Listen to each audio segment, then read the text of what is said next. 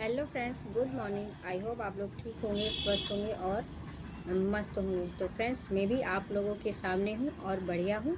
तो आप लोगों का फिर से मेरे चैनल पर स्वागत है, प्रियंका ब्लॉग्स में। तो फ्रेंड्स, आज का ब्लॉग हम जो मैं बना रही हूँ वो सुबह से बना रही हूँ, क्योंकि आज ही मैं हूँ जो फ्री हुई हूँ, वो भी सुबह के टाइम मुझे टाइम मिल गया। तो मैंने सोचा क्यों नहीं आज की वीडियो में सुबह ही बना लूँ, यानी शूट कर लूँ।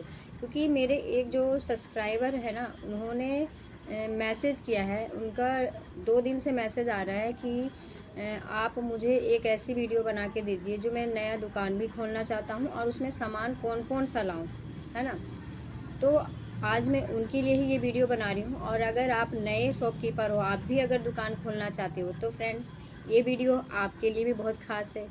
तो अगर आप नए हैं मेरे चैनल पर, तो ज़रूर मेरे चैनल को सब्सक्राइब कर लीजिएगा और बेल आइकन का प्रेस ज़रूर कीजिएगा फ्रेंड्स। क्योंकि मेरी जितनी भी वीडियो मैं जो बनाती हूँ ना, डालती हूँ, तो आप तक सारी नोटिफिकेशन पहुँचता रहे।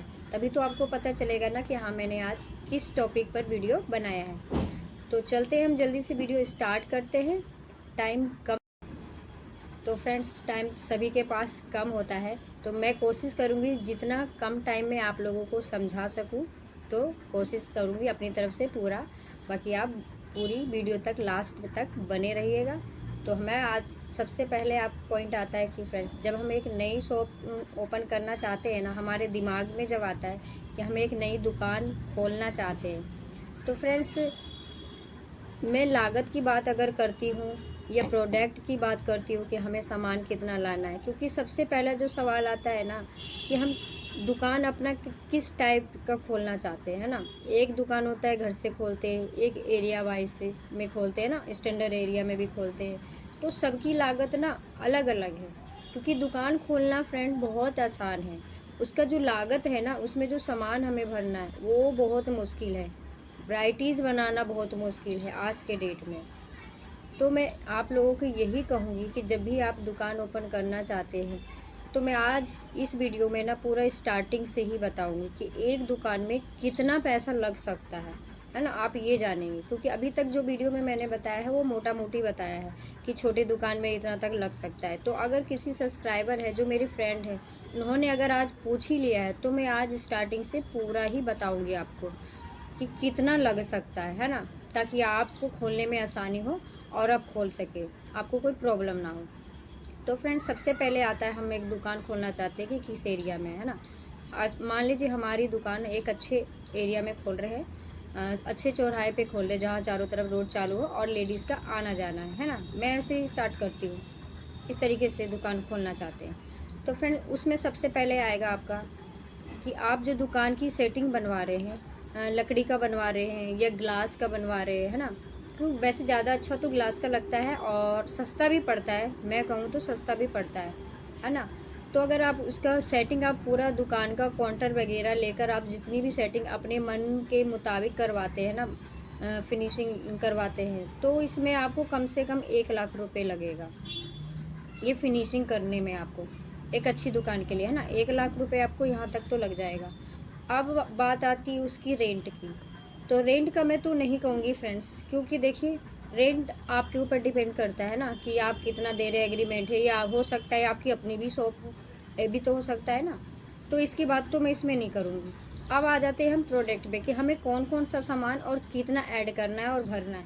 क्योंकि एक अच्छे एरिया में हम दुकान ओपन कर रहे हैं ना, तो हमें तो सारी चीज़ें चाहिए होगी ना। फिर जब हम घर से दुकान ओपन करते हैं तब तो हम थोड़ा थोड़ा वैराइटीज़ बना लेते हैं, कुछ नहीं भी रखते हैं, तो फिर धीरे धीरे हम उसे ऐड करते हैं। बट अगर आप अच्छे जगह खोल रहे हैं तो आपको स्टार्टिंग से तो सब चीज़ कवर करना पड़ेगा ना।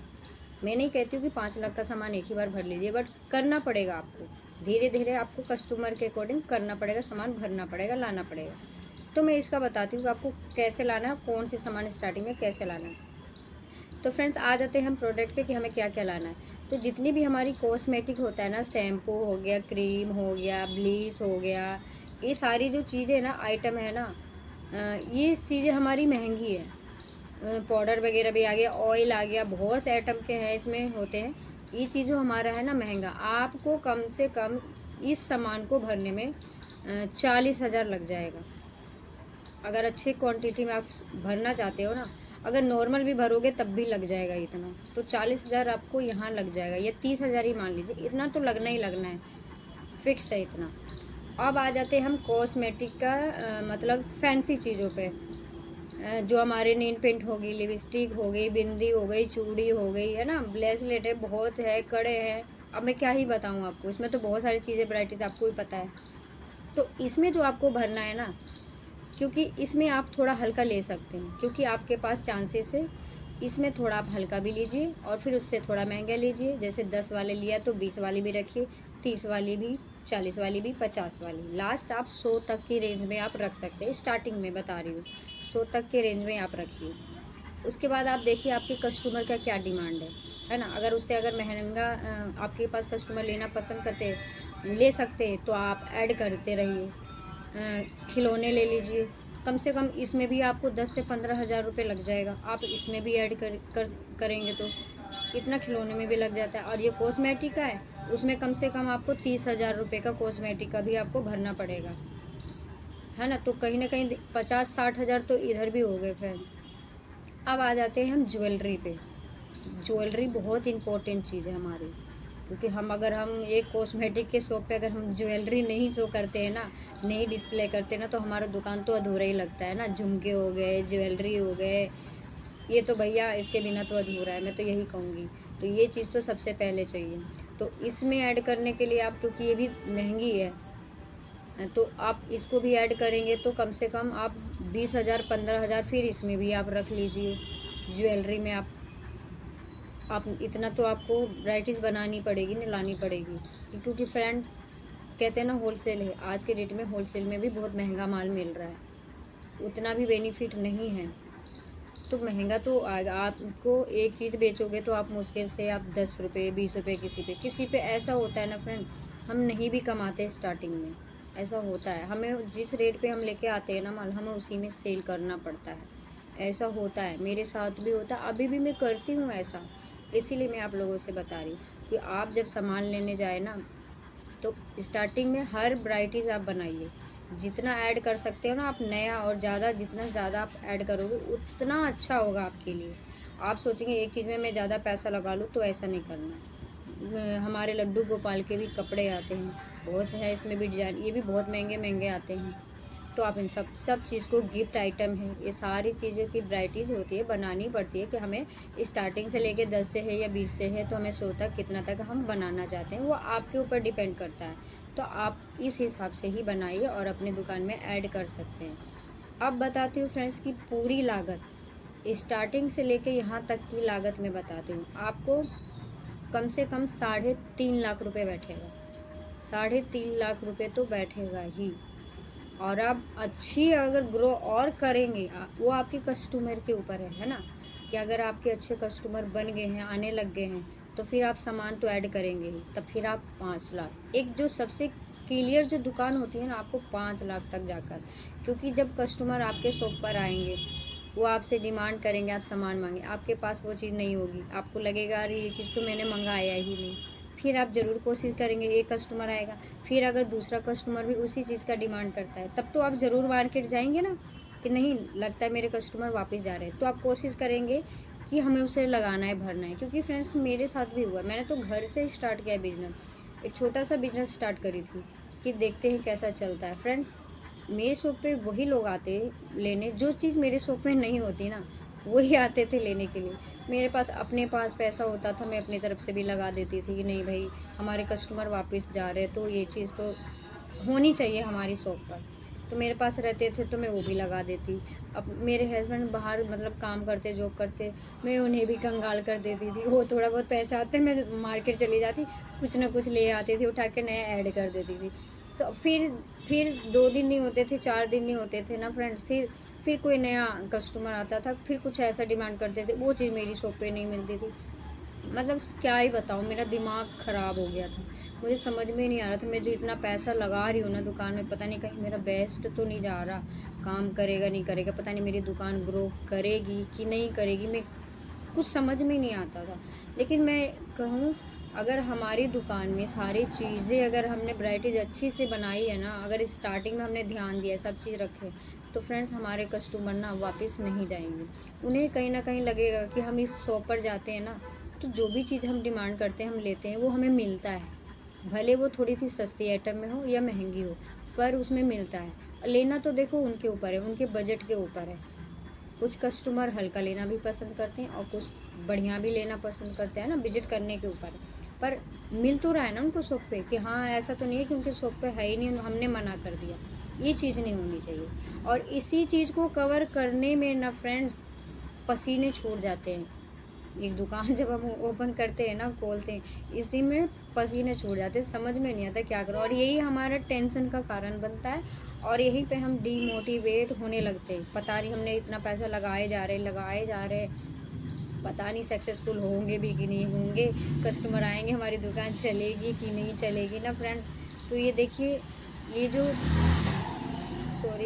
ये जो इतनी परेशानियां हैं ना, वो तो आती रहेगी जब तक आपकी शॉप में 2 से 3 साल नहीं हो जाते ना, आप एकदम पक्के नहीं हो जाते ना, कस्टमर को अच्छे समझ नहीं जाते ना फ्रेंड, ये परेशानी तो लगी रहेगी।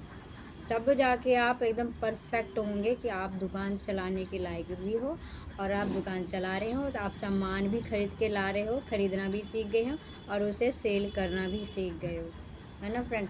तो ऐसा मेरे साथ तो हुआ है, वही चीज़ मैं आपको भी बता रही हूँ। और जो मेरे एक फ्रेंड्स ने पूछा था, मैं आई होप कि उनको इस वीडियो में उनके सवालों का जवाब मिल गया होगा, उन्हें पता चल गया होगा कि एक अच्छी दुकान ग्रो करने के लिए कम से कम हमें 5 लाख रुपए तो खर्चा करना पड़ेगा, तभी सारी वैराइटीज़ हम ऐड कर पाएंगे जो एक कॉस्मेटिक की शॉप में होता है। और नॉर्मल दुकान तो आप 2 से 2.5 लाख में भी स्टार्ट कर लेंगे फ्रेंड्स, ये तो आम बात है। मैंने अच्छी दुकान के लिए बताया है, जो एक मतलब दुकान होनी चाहिए जैसा, इस तरीके से बताया, क्योंकि मैं तो खुद घर से ओपन कर रही हूँ। मैं तो स्टार्टिंग से आप लोगों को बता रही हूँ ना, मैंने घर से स्टार्ट किया। जैसे मेरे कस्टमर आते हैं, जैसे मेरे पास डिमांड आता है, वैसे वैसे मैं अपना कलेक्शन बढ़ाती जा रही हूँ, ऐड करते जा रही हूँ। और आप लोगों के साथ जो भी मैं ऐड करती हूँ ना, नया कुछ भी आता है या ख़त्म हो जाता है, मैं फिर से वही माल ला रही हूँ। कौन सा माल मेरा कितना बिक रहा है, नहीं बिक रहा है, वो भी मैं आपको बताती रहती हूँ। तो आप अगर मेरी वीडियो में स्टार्टिंग से बने हैं, तो आपको तो सारा पता ही है मेरे बारे में कि मैं किस तरीके से अपनी दुकान चला रही हूँ, ग्रो कर रही हूँ, और मेरी शॉप कैसी है, स्टार्टिंग में कैसी थी, अब कैसी है। तो जितनी भी मैं चेंजिंग करती हूँ, वो भी आप लोगों को मैं ज़रूर वीडियो में दिखाती हूँ।